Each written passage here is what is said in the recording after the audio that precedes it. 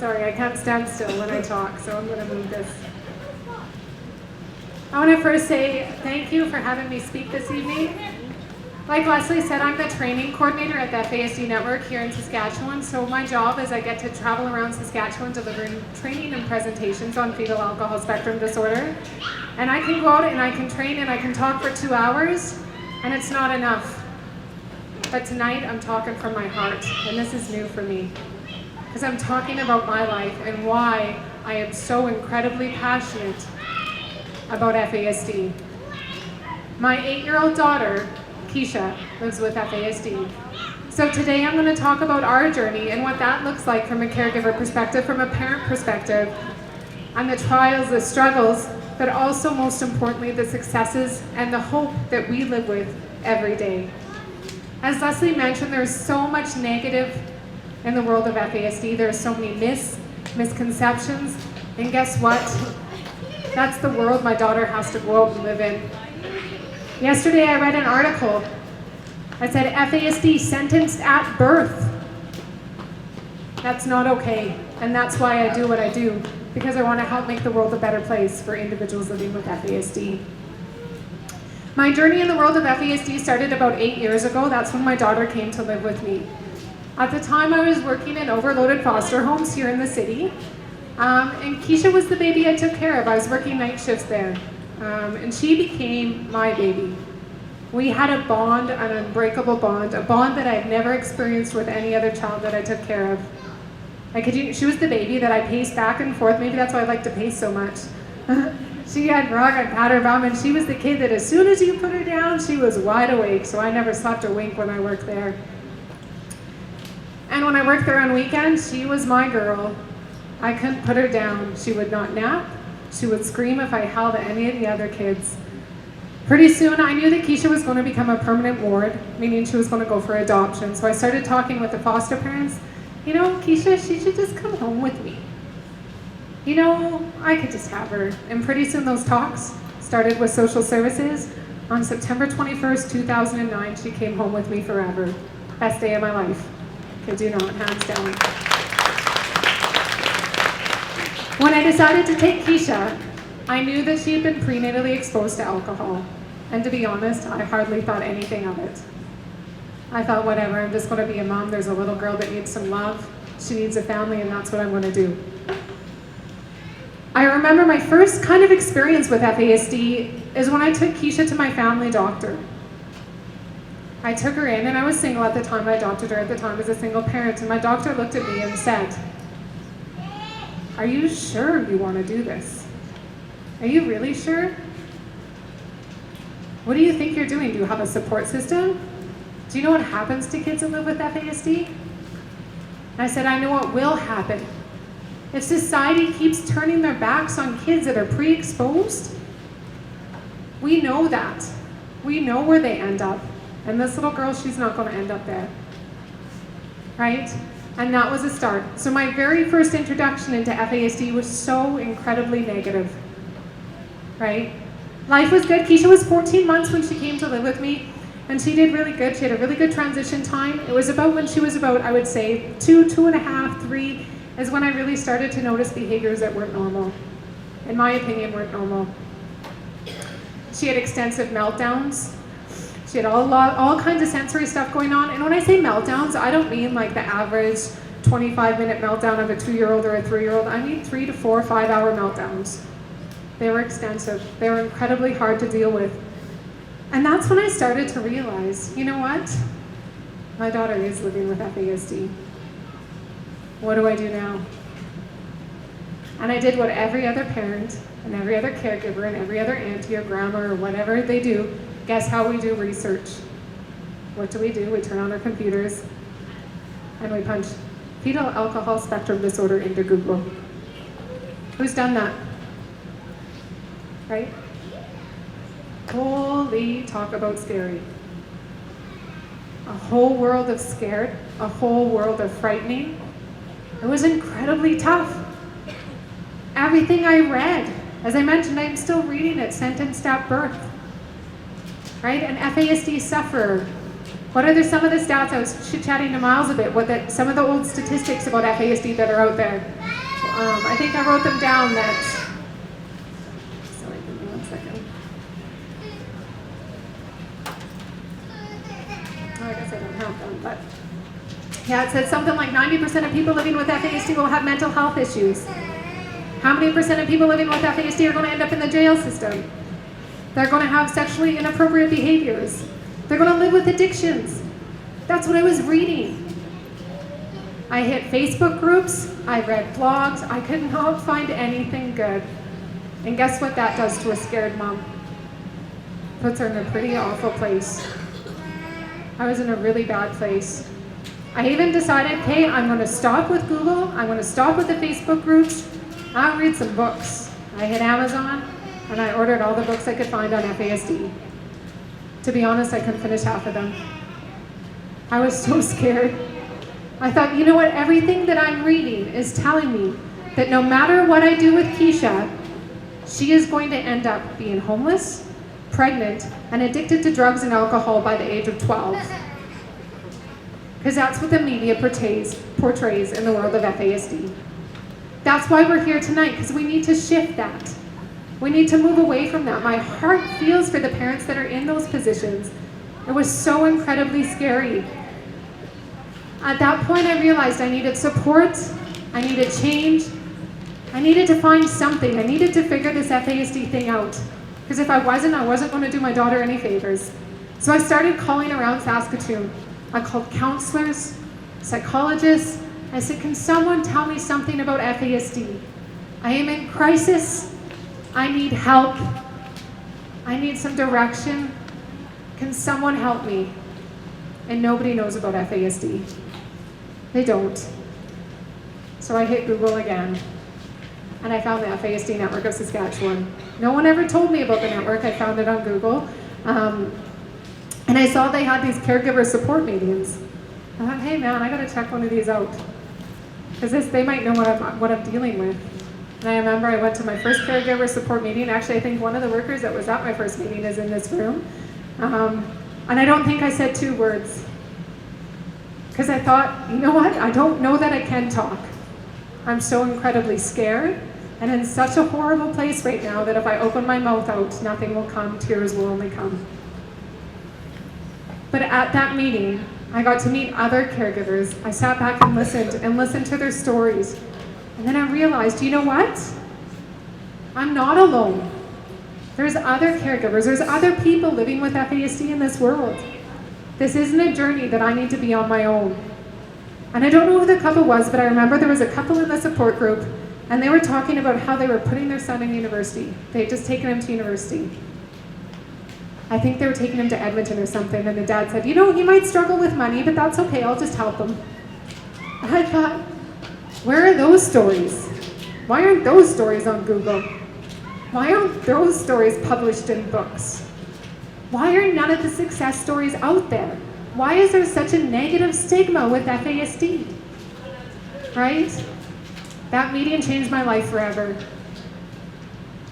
I went home and I said, I'm not going to live like this.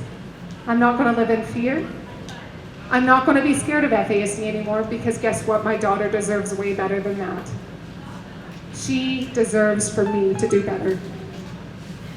Right? And so with education, that's kind of, so that point in my life was really negative. And as a caregiver, if there's other caregivers in the room, guess what? It affects all your relationships. Parenting a child with a disability. I was in a relationship at the time, still in with the same person, but I remember saying to him at the time when I was in that really dark space that, you know what? This is going to be a really difficult journey with my daughter. And if you're not prepared to stick this out with me, just leave now. Because you know, when she's 12, she's going to be running the street, she's going to be doing drugs, and she's going to be doing all this stuff, because that's what the world's telling me about FASD. Right? He could have made a different choice, and he didn't, and you know, we're still together now, so that's really good. But what I did after I discovered that I didn't want to live like that, I found the FASD certificate program at the College of Lethbridge. It was all distance learning, so I enrolled in the program. And I decided the one way I can help my daughter is get educated.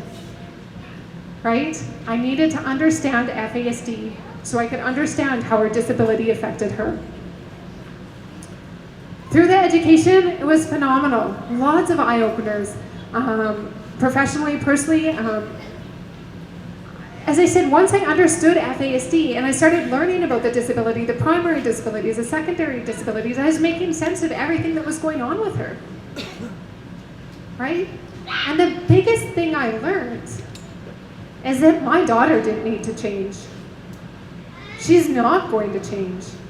I changed. My paradigm, I had the shift, right? My perception changed because I understood FASD, I got the disabilities, I understood it, and when I had that shift, I parented my daughter better. I helped her be successful. She's always been this incredible little human. I just helped her come out because I changed the ways I was thinking. So through education, there comes awareness, there comes hope, right? So many stories. And with that comes success. My daughter is incredibly successful. This year especially, she's really, really come out. And I'm so incredibly proud of her. But I don't want to tell everyone, because there's lots of parents and caregivers, and I know in this room, it's not all rainbows and butterflies, right? We have those really hard days.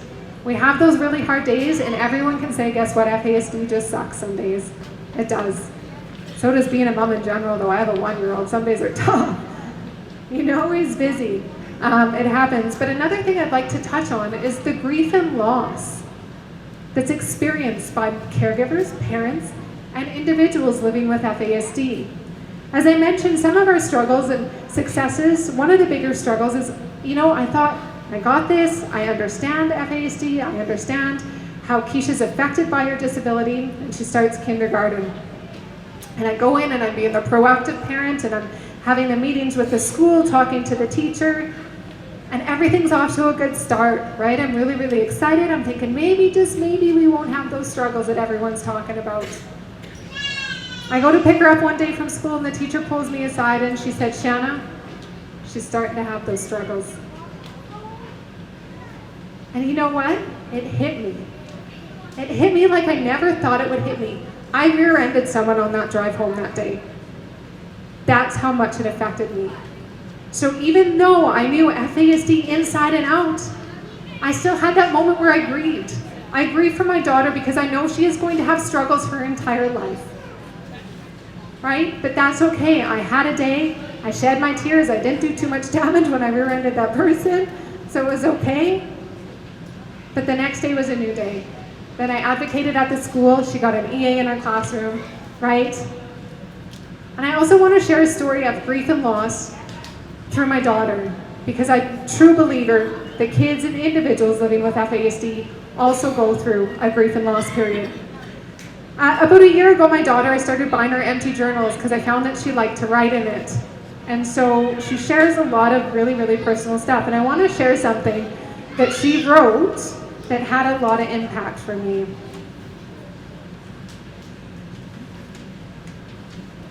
So this is what I found in her journal. She would have wrote this when she was 7 years old. Today it felt different. It just felt different. You must feel different too. It was a big difference today. I sometimes just don't understand who I am. Talk about taking my heart out and tearing it up and ripping it to shreds. How incredibly tough that my 7-year-old notices the differences that she's experiencing. And guess what, as a parent, I'm never going to take that away. When you live with a disability, I think she's always going to feel those differences. She's always going to experience that her entire life, and that's okay. What I can do as her mom, I can tell her how absolutely incredible it is. Celebrate those differences, right? You're so incredible at so many things. I can do that as her mom, I can be there for that. But I had to realize as a parent, I'm not going to be able to take everything away from her. She's going to have those experiences. She is probably going to feel different, but in our house, we really celebrate what FASD is. As I mentioned before, my daughter is absolutely incredibly successful. Like I said, this summer, she's done leaps and bounds, and she's just, you know, she's a lot of fun. And some of the ways in which FASD affects my daughter is how she thinks. She's a very literal, concrete thinker, and with that comes a lot of humor in our house because of how Keisha's brain is wired. And I'm going to share some stories because, like I said, I always come into work and I was like, this is what she did last night. One of my favorite stories of Keisha was in about grade 1, she came home and she didn't have her mitts on. Right? Keisha doesn't always feel the temperature like the rest of us, and so I'm giving her the lecture about, Keisha, where are your mitts? And she looked at me with a little 6-year-old attitude and got, Mom, they're in the lost and found. I'm like, okay, well, let's see where this story goes. So I said, Keisha, why are they in the lost and found? And she goes, Mom, I lost them and I found them, so I put them in the lost and found. Right? She's true. How do I argue with that? Right? We find humor in our house. Another story I'd like to share is, one day she came home last year and she said, Mom, the kids at school, they're teasing me because I'm adopted. And I was like, really? In this day and age, kids are teasing about being adopted? And she said, you know, Mom, they tell me it's really sad because I didn't meet my birth mom. But I just look at them and say, you know what? If my mom didn't adopt me, I wouldn't have met her. And so I thought, how incredibly thoughtful is that, as I'm shedding a few tears. And she's like, my birth mom's a stranger, right? And we don't talk to strangers. Right? Her life is so completely black and white. And I guess, in my opinion, I think, you know how all of us, that abstract thinking and stuff, we can really overcomplicate stuff in life, and she's just not like that. It's so, you know, it's simplistic, but that's okay. That's who she is. That's how her brain is wired. And like I said, in our house, we really, really want to celebrate who Keisha is. And one of the things, Keisha's had some intensive therapies, occupational therapy, all kinds of stuff, and that's been happening now for like 3 years straight. And guess what? It's only now that we're seeing the biggest difference. That's another big myth, right? Oh, we're doing this therapy, it's not working. You've been doing it for 2 months, 6 months. Don't stop. Don't give up. Right? These kids need us. They need us to advocate. They need those supports. It's absolutely incredible. My daughter at 8 years old is so in tune with how her body interprets the world. Some people in their 20s don't get it. One day she came to me, she said, Mom, I need a tight squeeze. I said, okay, I'll give you a tight hug. I said, what's going on? And she said, you know, Mom, my body feels crooked right now, but I know if you give me a tight squeeze, it's going to go straight. And when it's straight, I'm good. How awesome is that? How incredibly awesome is that? Now she can go to school and say, hey, I need a hug. I'm feeling kind of off, right? The teacher can give her a hug. So in the process of her learning how to interpret how her body sees the world and feels the world, she is self-advocating for herself, right? She's able to use her voice. We encourage that all the time. Here's another funny story. My daughter has been recently become obsessed with deodorant. She's 8. I'm not sure why she thinks she needs deodorant, but we went out and bought her deodorant because that's what she wanted. And we all know FASD and that perseveration piece, so I gave in and let her get deodorant. And so the night before the first day of grade 3, I'm talking to her and I say, Keisha, remember what's in, and I thought, you know what, I know she's really concrete in the way she thinks. She's very literal. So I said, remember what's inside your mouth. What can you use if you need help at school? And all of a sudden she goes, oh, I'm sorry, Mom, I put deodorant all over my lips. I laughed. I'm like, you just ratted yourself out. I was trying to tell you you had a voice. You have a voice inside your mouth. Right? You have a voice and you have to use that voice when you need help. Right? And we forget that. We forget that individuals have voices and they can tell us how they want to be supported. Like I said, I lived in fear for a really long time and I don't live in fear anymore. And I hope that's what you take away this evening, is hope. Right? FASD doesn't need to be doom and gloom. We need to take that shame and judgment away. I kid you not, because of what's in the media, I find myself now. My daughter plays hockey, she starts school, new hockey coach, I pull him aside and I say, I'm Shana, nice to meet you, I'm Keisha's mom. My daughter, she lives with FASD. But don't worry, she's a really good kid. She just has some cognitive stuff going on. Why do I need to say that? Because guess what's in the media? All that negative nonsense. I need a survival kit. There's, you know, sentenced at birth or an FASD sufferer, whatever it is. My daughter's not a victim. We're not victims. We're going to celebrate who she is, right? Another experience, right? And I think Leslie talked about the shame and blame moms feel. So me and Myles, we had the opportunity yesterday morning to do an interview for Global News. Awesome, right? We're pumping the book. Their interview went really well. I said, I have a daughter who lives with FASD. Did the interview, cameras off. And the person who interviewed looked at me and said, "You must have adopted her." Why? Why did I get that comment, right? She wasn't saying it to be mean. It's what's painted in the media, right? And that's why we're doing an event like tonight. We need to take that away. I want my daughter to be able to go out into the world and say, I live with FASD, and not be ashamed and not feel bad about herself because she lives with this disability. Right, so really listen, and I'm really excited tonight. Nikki and Myles will be speaking as well, and I've had the opportunity to work with both of them, and I've learned so incredibly much from them. And I hope you guys, like I said, walk away from tonight with a sense of hope, that there's no fear, there's nothing to be scared of. And thank you very, very much for having me speak tonight.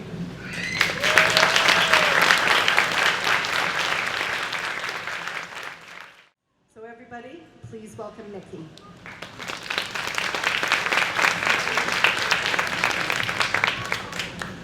Thank you. So, yes. Technical problem. Testing. I've never used a mic before, that's clear now. So tonight we get to celebrate people's stories, and I believe that our story is the most powerful thing we have, because everybody's story is their own. But everyone has a story to tell, and everyone's story can impact somebody else. And so I live with FASD, and most people, when I say that to them, they think I'm lying. What a silly thing to lie about. It's like the one thing that you would lie about, it would not be that. And the reason why that is because people aren't educated about it. It's not a bad thing, and that's what we're here today trying to do, is to raise awareness. And so that people can get informed and they can get information about it, because you don't even know if you live beside, work with, or are in the community with someone who lives with FASD and they go their entire life not even knowing they themselves live with it. And so when I started getting educated about it, I became very intentional with just asking questions that are very difficult to ask people. And the conversations you have are just incredible. For me, my story gives me a way into the lives of people who have FASD, because it gives me a relatability, and it gives me a way to connect, and it gives me a way to be vulnerable with them. And because of my story, it's given me an ability to just touch the lives of so many people, and I think it's a blessing. I think it's something that I can use every single day of my life, because you never know who's on their knees praying for someone to come into their life and make a difference. And so I live my life every day like that, hoping that I have the courage to face my fear, hoping I have the courage to be bold and to ask the right questions. And so some of you in this room tonight may be living with FASD and not even know it. I was told growing up that I had FASD, but didn't know what that meant. For me, my mom was an alcoholic. She drank most of her pregnancy. I have two other sisters, and all of us have FASD, and we all live on the spectrum, and we're all different. We all suffer from it in different varieties. There's things that I suffer with that my sisters do not, but all three of us are actually quite high functioning. So it doesn't matter if you drank once in your pregnancy or if you drank your whole pregnancy, which was like my mom. Every single person is affected differently, but it doesn't mean that that person cannot have success in their lives. All three of us have educations. All three of us graduated from college, and we all had very great support systems. And so tonight is about educating yourself. It's about getting informed, and it's really about realizing that when you have a support system, you can be successful. And it doesn't even matter if you have FASD or not. Even average people who walk their life every day, you need support. If you have people in your life that are speaking belief over you and speaking life over you, you can accomplish amazing things. And so for me, my life is a testimony to that. So I'll tell you my story and where I came from. My mom, like I had mentioned earlier, she was a drug addict and an alcoholic. I was born, I was a prenatal baby, so I had a drug addiction at birth as well. And my gran kind of nursed me through that when I was in the hospital. So my gran right off the bat had a soft spot for me. And my gran did the best she could to support my mom. Now my mom was a person who, she had grown up in foster care, and then she was adopted by a foster mom who was not the greatest to her. So she grew up with abuse, she grew up with assault, she grew up in a home that never believed in her. She was persecuted in her own home, and that's really hard for someone to go their whole life enduring. And so I don't blame my mom for the choices she made. I loved my mom. My mom has since passed away, but she was a beautiful person when I actually got to know her. And when she was sober, I saw her for who she truly was, and that woman was an incredible woman. And so I love my mom, and I am grateful for her.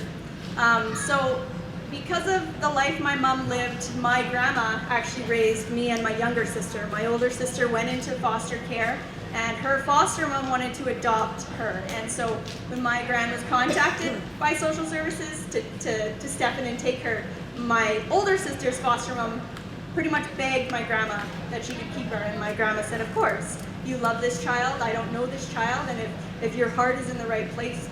My gran knew the importance of a loving home.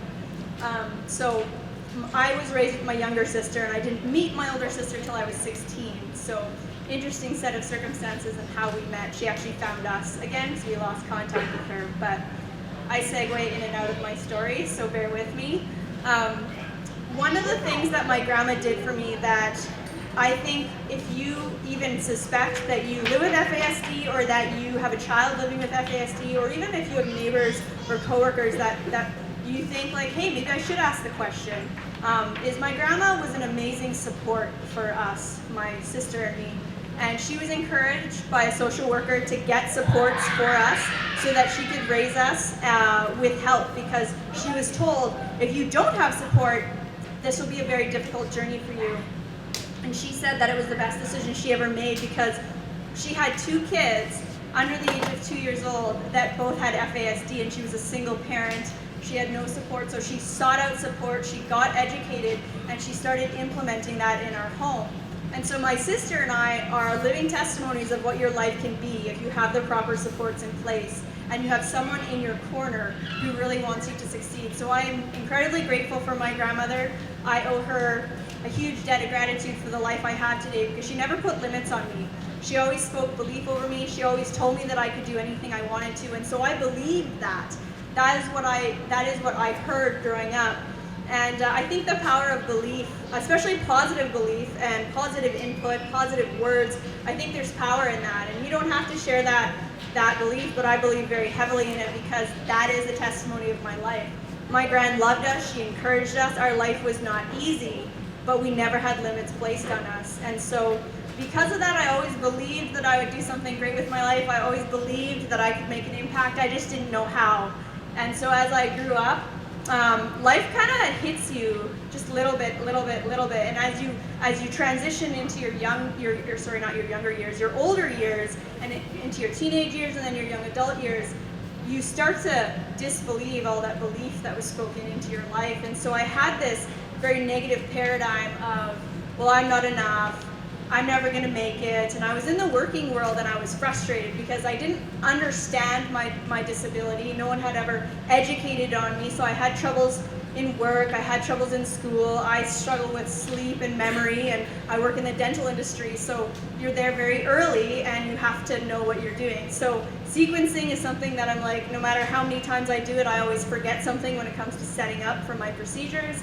And then with sleep, making it to an 8 o'clock appointment was difficult for me. And that was something that I just lived with. I was like, well, I guess I'm just perpetually tired. I guess that's just how I am. Now that I understand that that's actually a symptom of my disability, I'm able to advocate for myself in the workplace and accommodate myself so that I can do the best job I can. And so I've been fortunate enough to have an afternoon job, and the network is amazing because I can choose my own hours, which is great. And so educating yourself is also highly important to success even in the workplace. And once I realized that, I was like, wow, that gave me a lot of answers to 5 years of frustration. And I'm going to segue back into the power of belief. As I was in the workforce, I was told, you're never told that everything good you ever do matters. You're only told when you fail, you're not enough. And so for me, failure was something that I was afraid of, but I knew that it would happen. And so as I was working, I was just getting more and more frustrated, and my belief in myself started to falter. And so when I was fortunate enough to meet Shana, I really started to educate myself, and Shana is actually incredible when it comes to presenting and educating people because she's so passionate about it. And the personal piece with her daughter adds a lot to her story. But as I started to learn, it just gave me the power to equip myself to actually advocate for myself. And I think you only know what you know, and you don't know what you don't know. And so the more information that you guys can get and educate yourself, the more you can impact your future and the people around you. And I'm just so thankful that that door was open to me. It was an awesome connection actually through my fiance, Steven.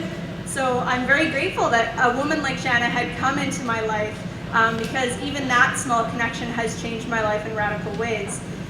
And so I wanted to tell you guys a story about the power of belief and the power of positive input. Because every day we get the choice to listen to a voice. And that voice is our own voice, it's the voice of our peers, it's the voice of our parents. And those voices can be good or they can be bad. Most of the time, they're not so nice to us. And so my story is about 3 flowers.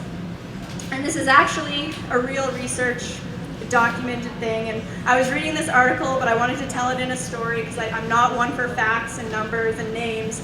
But the story is about the power of the spoken word and positive spoken word. And there was this woman and she had 3 flowers and she wanted to test the power of positive words. And so she planted these 3 flowers and she watered and took care of the 3 flowers, but every day she would say something different to each flower. So one flower she spoke negative to. She was mean to the flower. She would walk by the flower and she'd say, "You're a dirty, ugly flower. You're never gonna grow. You'll never amount to nothing. Why do you even bother trying to grow? I'm not even gonna put you in the sunlight because you're so ugly." And that flower didn't even make it a week. It tried to blossom and it died. And then the second flower, she said nothing to. So she just walked past it, she ignored it. And what happened to this flower is it tried to blossom, but it couldn't. So it grew, but it could not bloom. It did not reach its full potential. And then the third flower, she spoke positive to. This flower, she said, "You are such a beautiful flower. I hope you grow big and tall. I'm gonna put you in the sunlight so you can shine." And she spoke love over the flower. She said, "I love you, flower. You're my favorite flower." And this flower blossomed into a beautiful flower. It reached up big and tall. And so the point of the story is that words do matter. And we are the biggest speakers to ourselves. Every day we tell ourselves something. And I think especially growing up in a society where you always hear negative, negative news is good news. It's very hard to be positive in our society. And I think a lot of the fear and stigma that comes with FASD, it's just misconception. And we have to kind of battle through that. But even in our own lives, who are you listening to? Which voices are you listening to? Because if you're someone who lives with FASD and maybe you've disclosed that to someone and maybe they've shied away from you once they knew, maybe you're a birth mother and maybe they're like, "Oh, you drank while you were pregnant? How could you?" We believe that nobody drinks to harm their baby on purpose. I think that most people don't even know they're pregnant, and 80% of the population drinks. And the highest percentage of people that are actually at risk for pregnancy are university students. So there's lots of stigmas around it, and people just aren't educated, but you still have that choice to listen to the voices in your head, to listen to the people around you, and to actually choose who you're going to listen to. Because if someone tells you you're never going to amount to anything, you have a choice to believe them. And I'm just so grateful that I had great people come into my life and speak belief over me. My life has been radically changed because I chose to choose who I was going to listen to. And it's been everything for me that has changed my life because I chose to listen to the positive voices instead of the negative voices. And I think everyone has that same choice and you get to choose. And so today I just want to encourage you to listen to the positive voices because every single person is made for greatness. I refuse to believe anything less than that. I believe that we are all created with a purpose and we all have a destiny to do something great with our lives. So thank you so much. I'm going to bring Leslie back up.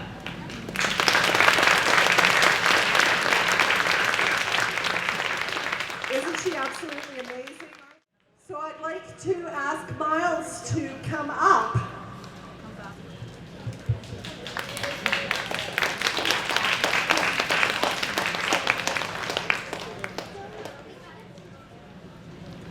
So in the beginning, there was me and my mom. And we were surrounded by a community, society that was happy and supportive. That wasn't until they found out that my mom drank while she was pregnant with me. When they found out that community of support all went away.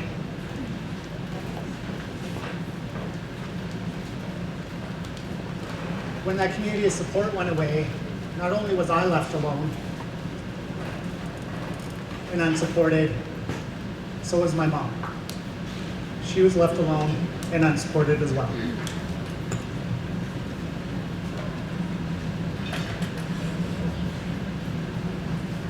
This is a all too common story. And we don't realize that mothers are seen as people that are bad because they drank while pregnant. And then as a child, I'm seen as somebody who suffers and a victim. And then when I become older, because I have FASD, I'm seen as a delinquent. What about the time in between? What's really going on? Am I really someone who suffers? Am I really a victim? Is my mom really a bad person? For so long, I believed so many of those things that I heard. Shana spoke about all those stats that we hear about. You won't be able to keep a job. You won't be able to live independently. You'll end up in the justice system. You'll end up doing drugs and alcohol. These were things that I heard when I was going to FASD conferences. These were things that I took in and thought, so this is who I am, this is what I am, this is what my future is. At the age of 3, I was adopted, and I went into this amazing home. It was a great home full of tons of kids. They fostered over 70 children, specializing in working with kids with high special needs. So we were always having kids come and go in the home, and ended up adopting 9 kids and had 2 biological. So here we were in this little home, and it didn't seem like it was that packed all the time. You know, when you grow up in this home, you're just like, oh, it is what it is. And then you hear of a family that has 1 or 2 people, and you're like, wow, that must be so quiet and boring. Our place was not quiet, and it was not boring. One of the greatest things that my parents taught me with being in this family was for us to not look at our disability, but look at our ability. There's many kids in this home, some that couldn't speak, some that couldn't walk. There were ones that were on boards and were tube fed. There were ones that were in wheelchairs. People around would see our family and be like, oh, that's that family over there. And as I got older, I was, oh, that's that kid. Everybody knew me because I was that kid in the community. It was difficult because as I started going through school, I started struggling with a lot of things. I couldn't focus and concentrate on what was going on in the classroom. What I didn't realize and understand at the time was there was so much going on for me that how was I supposed to sit there and listen to what the teacher's saying when the lights are buzzing and the fan is blowing and the girl beside me has all this perfume on, the guy over here is tapping his pen. There was all these distractions. So I couldn't focus on what was going on. Add on top of that, I also have what I call bubble trouble. So if you imagine like thousands of bubbles inside your body, constantly making you move, so you can't sit still. I was the kid that would run into the classroom, and there'd be all the kids sitting in their chairs, and I would come in, I'd be like, hello! Teacher would go, okay, Myles, sit down. And I'd be like, all right, I'll sit down. Hello, how's everybody doing today? It's very good to be here. It's a very nice day out. Everything looks good, almost as good as my hair. It's a beautiful day. Myles, you need to sit down. Okay, I'll sit in my chair. You know what's weird? Is my chair has 4 legs, and I only have 2 legs, and I'm faster than my chair. Come on, chair. You would think a chair with 4 legs would, Myles, sit down. Okay. So I'd sit down, I'd start moving around, and the teacher would say, Myles, what's the answer to the question? And I go, I don't know. So what would the teacher think? Not paying attention, not listening. Day after day, I wasn't paying attention, I wasn't listening. These were just some of the labels that I started getting as a small child. I was a kid that wasn't listening, a kid that was full of energy, wasn't paying attention. What I didn't realize was there's all these distractions happening with the bubble trouble added on top of that, so I couldn't focus. I didn't know how to explain that, and I didn't understand it at the time. I continued on through elementary school, and in about grade 5 is where for myself, I was like, man, I am different. You know, I'm weird. I'm not like the other kids. And I couldn't understand why. There was nothing that fully stuck out for me that could make it make sense. I just knew for myself that I was different. All the kids around me started understanding that I was weird and that I was different. And so, of course, they'd make fun of me and they'd pick on me, but they'd also knew that I was the one kid that would do anything. You know, those monkey bars that you're supposed to go across with your hands, Myles, I dare you to run across them. Okay, so I would. I didn't think about those things. You see, I was a happy kid. I was just full of energy and excitement. Teachers questioned, you know, maybe he has ADD. You know, maybe we need to give him something to help with that. Now, my parents never went that route. And in a way, I'm glad that they didn't. Because, you see, I don't have ADD. I don't have ADHD. I have FASD. There's no medication that takes FASD away. Had I been given the wrong medication, had I been mismedicated like many, many children are, and unfortunately so many kids are getting mismedicated now, what would have happened would have, yes, I came in the room, and yes, I sat down, and yes, I was quiet, and when the teacher said, Myles, what's the answer? I still would have went, I don't know. It would have taken away who I really was. That energy, that was part of me, that's part of who I am. If it was to just be quiet and listen, I don't want to be that kid. I want to be who I am. I went into junior high. By that point, realizing I was different and I just didn't quite fit in with the other kids. And now I wasn't fitting in the classroom either. I just couldn't do the work like everybody else. You see, everyone else around me started to grow and learn and mature.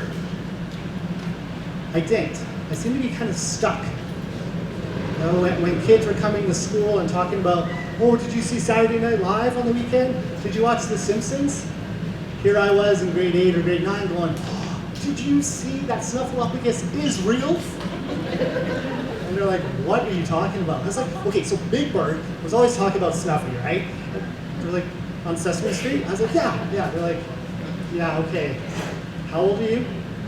I was like, oh, yeah, that's right, yeah. So now, I started to get more labels. I was that weird kid, I was the kid that wasn't listening, I was the kid that wasn't paying attention. I started to understand, instead of looking like the stupid kid, because that was one of the many labels I gave myself, I would look like the class clown. So I would do all these funny things and I'd be the silly funny guy. Because it was a lot easier to be seen as the class clown. It was a lot easier to be seen as a kid that didn't care and wasn't trying than the kid that was too stupid to answer the question. We would do the schoolwork. I would kind of understand it, would kind of make sense. Then I'd go home and I'd have to do the homework. By the time I got home, I forgot everything I was supposed to do. How am I supposed to finish my homework if I can't remember the steps to the work that I'm supposed to do? So I wouldn't finish my homework. I'd come back the next day, and I'd get in trouble, and I'd get detention. You see, in school is where I learned I'm a bad kid with bad behaviors. There's something else that we way too often see with individuals with FASD. We look at their behaviors and we jump to it's a bad behavior, they're a bad kid, they need a punishment. Is it a behavior? Absolutely it is a behavior. Does it mean it's bad? No. Maybe I need you to look at where that behavior is coming from. Maybe I need a little more time. Maybe I need a little more patience. Maybe I need things explained to me differently. This behavior is coming on because I don't know what's going on, I can't understand it, and I can't connect things. FASD is brain damage. People don't understand that all the time and don't remember that. They see what we do as behavior. They don't understand that I may not be able to control what I'm doing. If I was in a car accident and all of a sudden, because of that car accident, I had a twitch and couldn't stop my arm from twitching, people would go, okay, you know what, that makes sense. He was in a car accident. We can't get upset at him because his arm twitches. He has brain damage. But because you can't see something, because we misunderstand FASD as it's this bad thing that the mother did, we don't look at what's really going on for the child and understand that they may not be able to control what they're doing. What I needed the most out of everything was patience and understanding. See, I went through school, made it all the way to high school. By that time, I was so done with school because every day I'd go to this place and I'd bang my head against the wall. Every day I was a failure. Who wants to wake up every day and go, gee, let's go to this place where I feel like a complete failure and I'm told how bad I am? No kid wants to do that. So does it make sense why we wouldn't want to go to school? Absolutely. I left school in high school because things at home changed. Things in my entire world changed. See, I went from that weird kid that nobody understood or that nobody got or nobody cared about and nobody wanted to be friends with, to all of a sudden, I had friends. I was accepted. People wanted to hang out with me. And all I had to do for that was buy some drugs. All I had to do for that was show up with a case of beer. People on the outside would look and go, man, those people aren't good for you. All they do is use and abuse you. Why are you hanging out with them? Why? Because my addiction of drugs and alcohol wasn't something by choice because I loved the way life was going. It became my coping mechanism. Drugs and alcohol was a way for me to cope. Was it a bad thing? I need you to understand where that behavior is coming from. It wasn't a bad behavior, doing drugs and alcohol, it was coping. I had no other ideas of how to cope. Had someone given me other ideas, given me support and understood me, maybe I would have gone a different direction. But I was just trying to make it through. I was just trying to make it by. I was just a little kid trapped in a teenager's body who just wanted to be understood, have friends, and be loved. Here I was, 17 years old, now I'm going to turn 18. And now all of a sudden, all the laws are going to change. All the expectations on me are going to change. Everything I'm supposed to do and how I'm supposed to do it is going to change. Because when you become an adult, everything changes. Why is the law changing? Because a number on a piece of paper is changing? My brain's not changing. Why is everything around me changing? Why is my environment changing? Because a number on a piece of paper is changing? My brain's not changing. We wonder why kids have problems with transitioning into adulthood.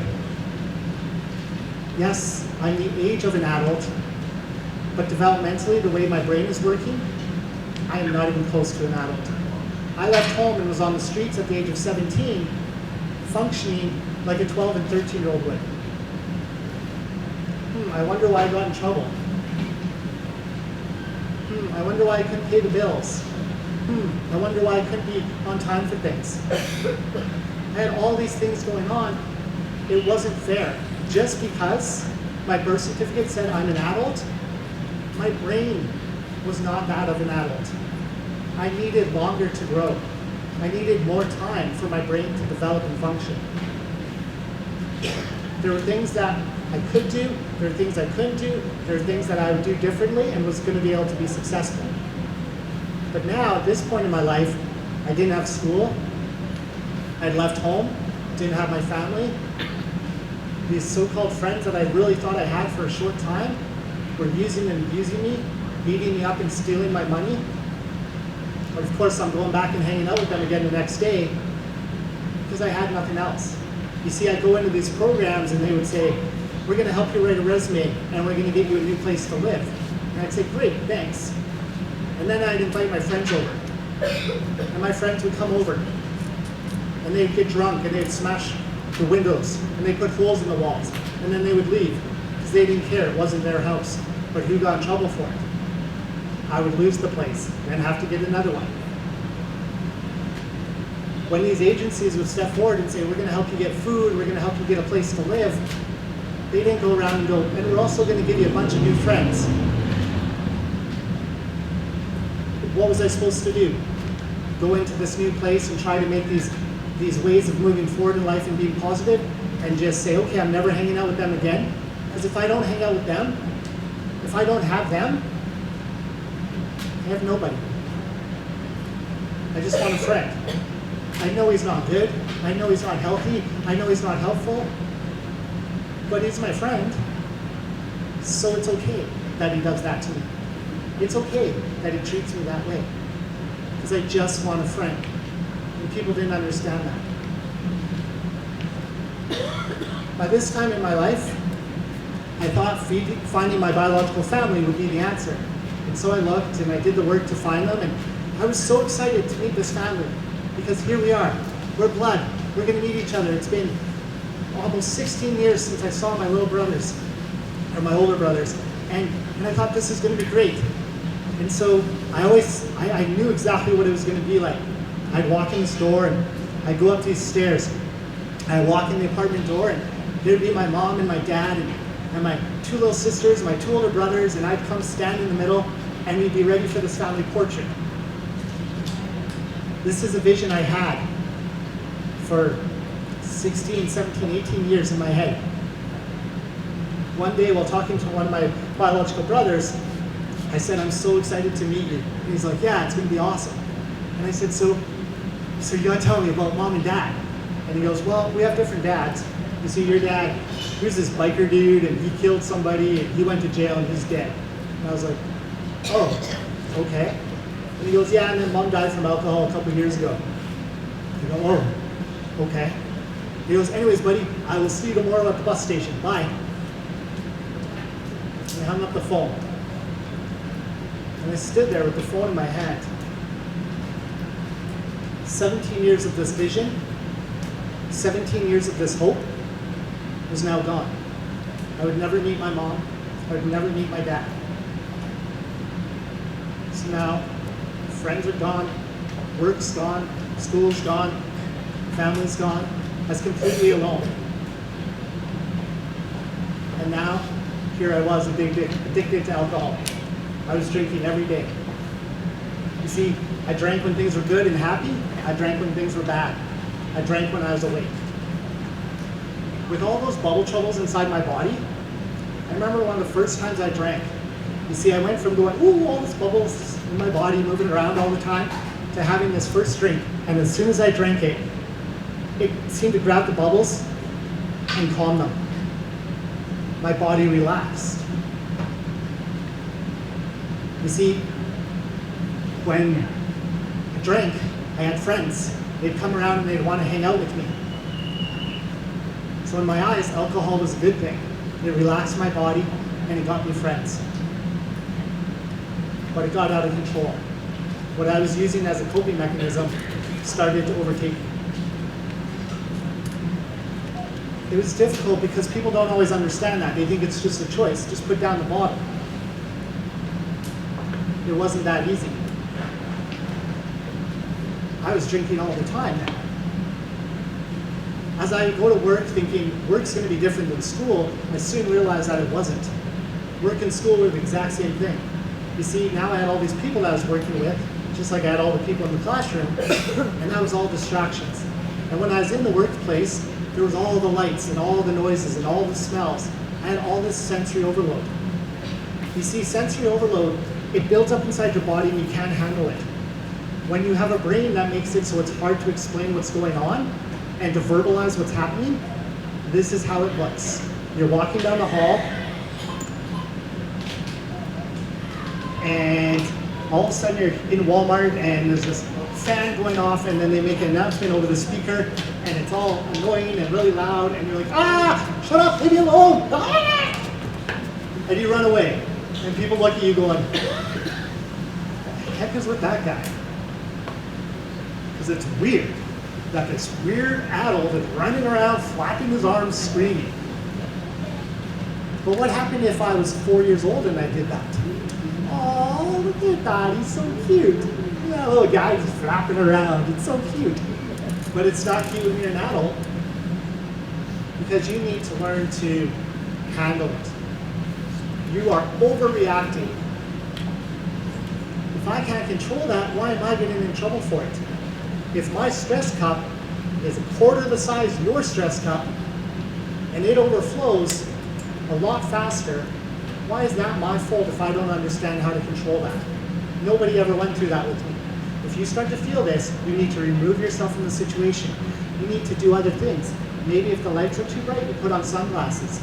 Maybe if there's a buzzing sound that you can't handle, you put on earphones. Maybe if you're feeling unsafe and just can't handle people touching you, you put on a hoodie. If you can't handle those smells, maybe you put on cologne that you can handle. But it was those things that I started learning to do by myself. I started learning, I just got to do something about this. But people didn't always understand the way I reacted to things. How I would just be like, okay, boom, and I would react. There was a time when I was in junior high, I was walking past in the hallway this red box, and I'd walk past it every single day. And that red box would scream at me, ah, pull me, pull me, pull me. Now what do you think that red box was? The fire alarm. Now I knew, no, don't pull it, don't pull it. And I didn't. Until one day, this kid goes, Myles, I dare you to pull the fire alarm. Okay, well now I have to, you dared me. Like, there's no way as a guy, you guys all know, as a guy, as a man, we cannot say no to a dare. So now I have to pull it. So I pull it. Everybody runs down the hallway. Teacher comes out into the hallway. And who's the only one standing there? Me. Why? Well, I didn't do anything wrong. And also, as soon as I pulled that, I felt all those days, every time I walked past it, finally go, and all that stress and that feeling of like anxiousness I felt every single day was now gone. So I stood there going, oh. Now this alarm's annoying, but. So of course, what happened? Bad behavior, sent to the principal's office. Not a new thing, I was in the principal's office every day anyways. So, fast forward to now, here I am, all these years later, motivational speaker, traveling around the world, speaking to people. I get on the plane, I'm all excited, feeling good, and I go sit in my chair, and I look next to me. What sign do I see? In case of emergency, pull. I'm in the fire exit, or the emergency exit row. So here I am going, whew, I really want to pull this. So we take off, and we're getting higher in the air, and I'm going, no, Myles, you can't listen to your music. And I'm like, okay, so I'm listening to my music, and that doesn't help anyways, because all I can hear in my headphones is it too late now to say sorry? No, don't pull it, you can't say sorry, because you're going to be in big trouble if you pull that door open. Well, what if I touched a cloud? I could touch a cloud, I could see a Care Bear. Oh, I should pull it, I really should pull it. No, don't pull it. Fortunately, I can say I've never pulled it yet, but that's because now I understand listen to my music. I understand to focus on something else. I understand to have a lot of self-talk. That's one of the biggest things I had to learn, was ways to kind of distract myself and focus on other things and having self-talk. It's not easy. I still really do want to pull it. But one of the biggest things I've had to learn in my life is self-talk, to say, okay, so what's going to happen? What's going on? One of the other biggest tools I've realized and I found, and I was sharing this with Shana the other day, that I didn't even understand, and I wish I did as a young child. One of the greatest strengths I have is my ability of self-awareness. You see, when I talk about things and I hear about them, I'm like, oh, for me, that's like bubble trouble, and I can explain it that way. When I talk about the information processing, it's like going through a gumball machine and it's working its way down, but we're not giving the time for it to come all the way down. And then somebody rewords what we have to do, so I have to reprocess it, and the gumball has to start all over again. It's those things that I'm like, this is how my brain works. This is how my body works. As the years went on, and I started realizing that, I've got a purpose here in my life, but what is it? Because for so long, I would wake up and I would think, what's my purpose? Johnny across the street gets up and goes to work. He has his purpose. Sally gets up and she goes and volunteers. She has her purpose. Jimmy wakes up and he takes care of his kids. He has his purpose. It seemed like everyone else around me had a purpose.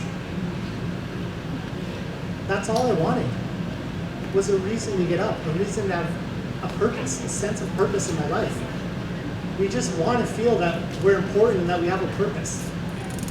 For so long, I didn't know what that was, and I didn't know if I had one, because everything seemed to be a failure.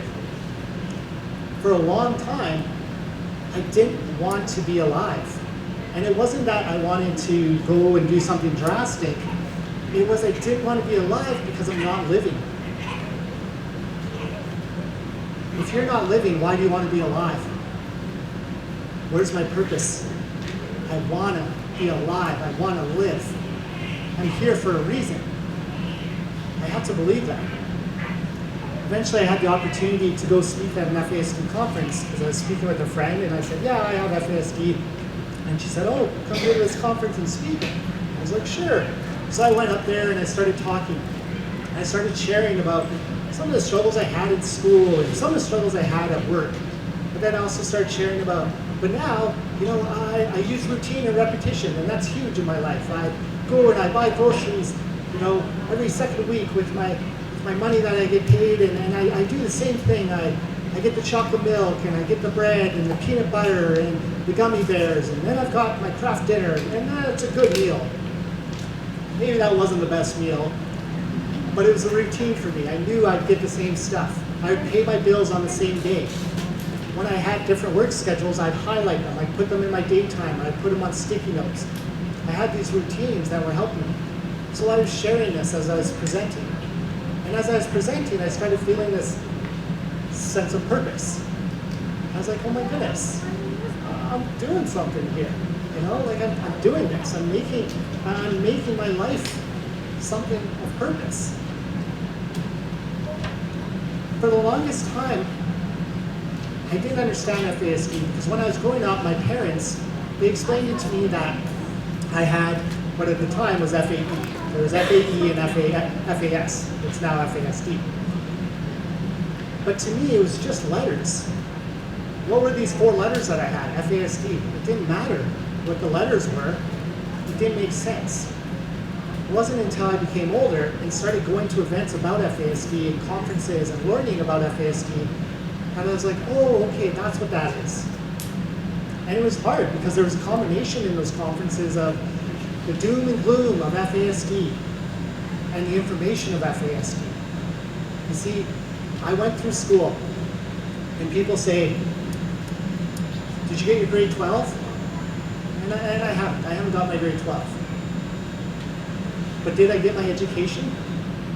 Absolutely, I have. I got my education by living on the streets, understanding what that life's like. I got my education by getting up every day and having to fight as hard as I do.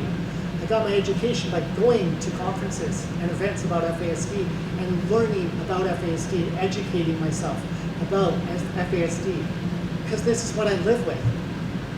So if anyone should know about it, shouldn't be me. Shouldn't I understand what I'm living with? And if anyone needs to understand what it's like to live with it, shouldn't people look and talk to me? Shouldn't they talk to us individuals who live with this so that we can explain, this is what's going on, it's uncomfortable, and I feel like I've got these bubbles, and this is what's happening, and I can't wear these clothes because I don't like the way these certain clothes feel, but I'm okay with these clothes.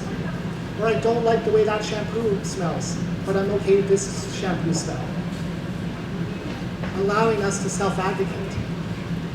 So not only was I becoming educated, I was starting to educate. You see, I had this opportunity to help other people.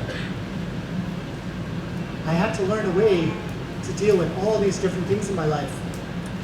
One day while I was out and had this opportunity to go be a resource help for an individual with FASD, we were in Hawaii for his graduation trip. And I was very fortunate enough to go there and spend time with him. And as I was there, I woke up one morning and I thought, you know what? I'm not going to drink because I'm working and I'm here. And I thought, you know what? I'm never going to drink again. I spent the 2 weeks there with him, came back home that weekend, went to an AA meeting. The next weekend, didn't drink. The next weekend, went out with this new group of friends that I had through volleyball and other sports. And we went to the pub afterwards. And they grabbed dinner and they had a drink each. They weren't drinking much. You know, and they're like, oh, are you having a beer? I was like, nope, I don't drink. And they're like, oh, I thought you did. I was like, oh yeah, no, I used to, but I quit. And they're like, well, that's good. See, now all of a sudden, I had to find a new coping mechanism. Because for so long, for over 15 years, I drank. That's how I dealt with good things and bad things. Drinking is so huge in our society, we don't even realize it. When you have a birthday party, there's alcohol there. A wedding, playing softball, someone's having a tough day, go have a drink. The end of a weekend when your coworker comes up to you and goes, hey, do you want to go to the patio and have a beer? Oh, that would be nice. This week was so tough. And you'll see the person literally go, oh, because they're like, that'll be good and relaxing. I would like that. It is all around us. For me, it became this thing that was so difficult to deal with, and I had to learn other ways. So now here I was getting into sports. I started to build a new group of good, healthy friends. It wasn't the easiest thing to wake up and go, well, I'm never drinking again, after doing it for over 15 years. But I honestly believe that there's an inner strength inside of me that kind of allows me to do those things. You see, very young, at a very, very young age, people said, dude, you're not listening, you're not trying. And I would go back to school every day and I would try. Whether they saw it or not, they believed it or not, I would try. Every day I'd go to work and I'd lose my job because I didn't care and I wasn't trying. I cared and I was trying. Every single day I was trying. Do you know how much strength it takes to get up every day and go face things when you're told you're not good enough, you're not strong enough, you can't do it?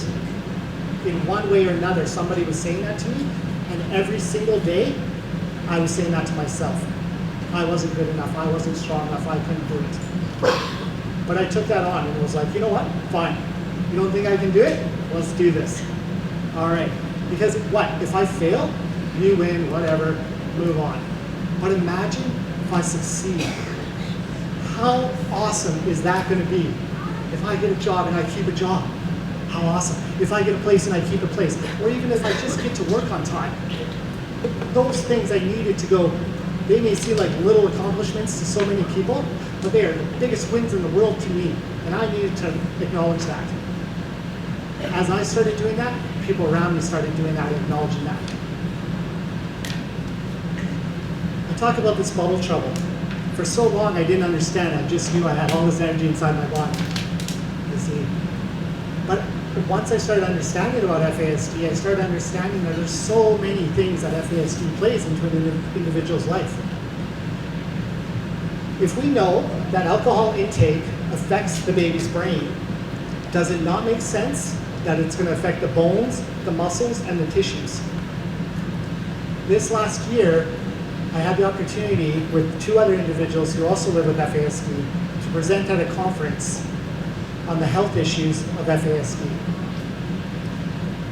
What we got back was absolutely amazing. We've had now over 500 people from all over the world fill out the survey. They're all diagnosed with FASD. It has the doctor's name, their diagnosis, and then they filled out the health issues. The things that came back were absolutely unbelievable. In our population, FASD alone, the health issues that we're dealing with are anywhere from 2 times higher than general population, up to 146 times higher. In our population of FASD, it is 146 times higher for an individual to have chronic ear infections. You want to think, oh, I'm just a kid that won't go to sleep at night? I'm a kid that just complains all the time? I had chronic ear infections that would burst and bleed. But it was seen as a behavior, right? It was seen as being misunderstood. These are things that we need to look at, because FASD affects the whole body. That's why I can't sit still. That's why this happens, that happens. That's why I get run down and I'm so tired. It's because when I go to bed at night, those bowel troubles that I have, they don't stop. There's no off switch. I'm constantly moving at night. So my brain doesn't stop going, my body doesn't stop going. How fair is it, after you got to sleep, you get up and you go to work and you can do your job. I had to get up, go to work and do the same job, and I never got to sleep. I didn't realize that for over 30 years. For 30 years, I did not get an actual full night of sleep. We wonder why individuals can't do well in school, why they can't remember things, why they can't do this, why they can't do that. That alone, the inability to sleep, is huge. Then add on nutrition. If we're not eating properly, we're not getting the things that we need, then add on that I've got hip dysplasia, scoliosis, osteoarthritis, I have arthritis in my ankles, my knees, my hips, my neck has degenerative aging disease, I have ankle spurs in my elbows. I have over 26 physical health issues that I have to deal with. But you see me up here. Just like Nikki said, you know, people look at us and think, hey, you look fine, you should be fine. You know what, I am fine. But I need a little bit of help and understanding. Some days it's going to be hard to walk down that street because my legs get tired. As I age and my body breaks down, it's not that I'm 50, 60, 70, 80 years old. I'm talking about these things happening when I was 12 years old. I had arthritis in my legs at 12 years old. We need to understand this. It was all about understanding. It was all about educating. You see, once I started to understand FASD and make sense of it, that's where I understood my self-worth and made sense of it for myself. You see, I had to come to this education of understanding FASD. And one of the first things I had to realize was, how do I get FASD? Well, that means my mom drank when she was pregnant with me. When I look at that fact, and I think about my mom, it's my mom, and I think about, can I have my mom and supports back up here? Can I get some support up here? Your mom's not busy talking, Myles. Wonder where I live.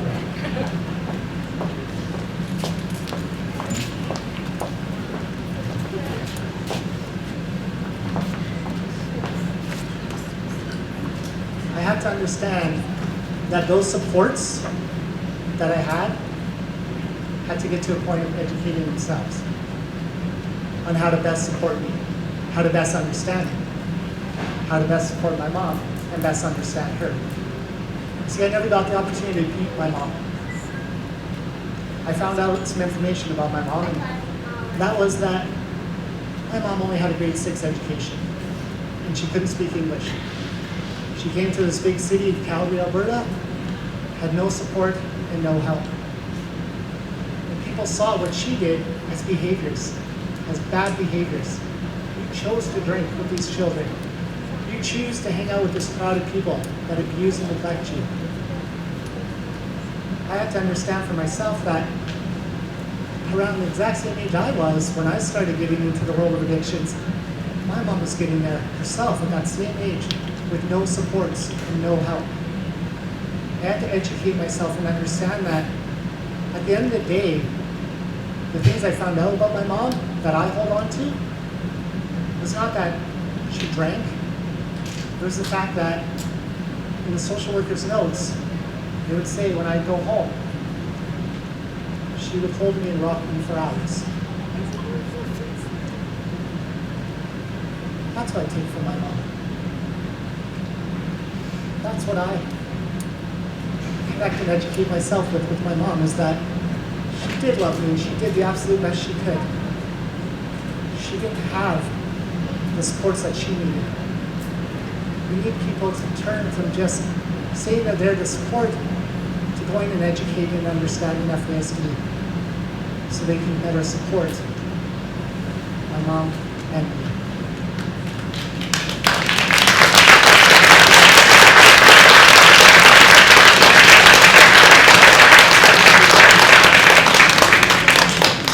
Tomorrow is September 9th, the 9th day of the 9th month. September 9th, because it's the 9th day of the 9th month to represent the 9 months of pregnancy. We now know that it's almost 10 months. So I think that way we can explain why people with FASD have time management, is because I was actually early when I was born, even if it was 9 months. I was early, so I can be late for the rest of my life. But understanding that tomorrow is International FASD Day. This started in 1999 in New Zealand from about 4 women that decided to put this thing together. It's a day of awareness, but I also see it as a day of celebration. We need to become aware about FASD, and when I say we need to become aware about it, I don't just mean social workers, I don't just mean support workers, I don't just mean mentors. I mean individuals living with FASD. I mean moms, dads, grandmas, grandparents. I mean Johnny the mail deliverer. Why? Because it affects everybody in society. We need to understand this. FASD is a huge thing.